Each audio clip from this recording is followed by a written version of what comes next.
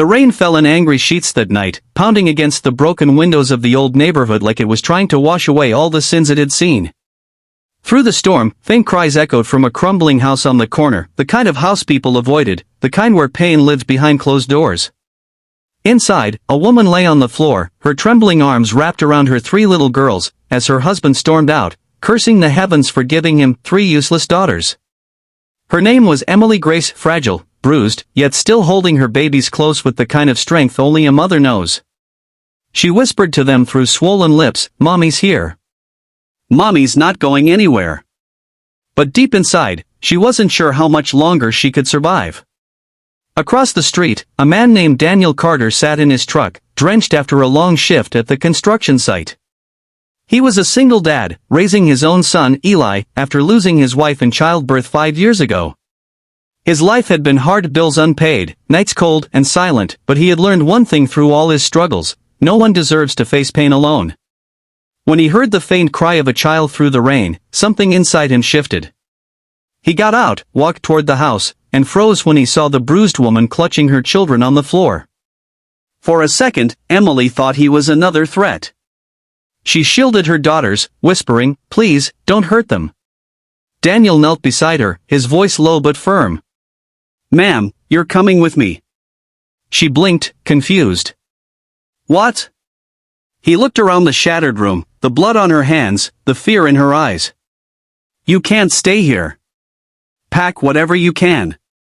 You and the girls, you're coming with me." At first, Emily resisted. Years of abuse had taught her not to trust easily. But when Daniel helped her stand, gently, without judgment, something in his eyes told her he meant it. He drove them to his small home, a modest place with warm lights and the faint smell of cinnamon from the cookies Eli had tried baking earlier. The little boy peeked shyly from behind the couch as Daniel helped the girls settle. Emily felt out of place. She'd never known kindness without a price. But Daniel made sure she felt safe. "You don't owe me anything," he said simply. "I've been where you are. Just, let me help." That night, Emily cried quietly in the guest room, watching her daughter sleep peacefully for the first time in years. Days turned into weeks. Emily started healing, physically and emotionally. Daniel fixed her broken shoes, taught the girls how to ride bikes, and made them pancakes every Sunday morning. For the first time in forever, laughter returned to Emily's life. To his surprise, her office door was open. She looked fresh, professional again, as if last night had never happened. But when their eyes met, she gestured for him to come in. "Ethan," she said quietly, "thank you for last night. I owe you an apology, and probably more than that." He shook his head. "You don't owe me anything, ma'am. I just wanted to make sure you were safe." Her expression softened. "Still, I said some things I meant, even if I shouldn't have said them then. You're a good man, and a good father. I've been thinking about that a lot today."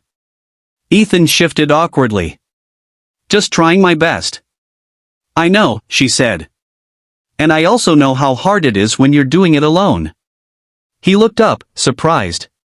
Claire continued, her voice gentler now. "My father raised me by himself. I used to think success was about being the best. But lately, I think I lost sight of what really matters." For a moment, there was silence. Two people, so different, yet both broken in quiet ways, seeing a reflection of each other. Then Claire took a breath. "Ethan, I want to make a proposal. There's a new opening in management. You've been doing the work of 3 people for months without complaint. You deserve better." His mouth fell open. "Are you serious?"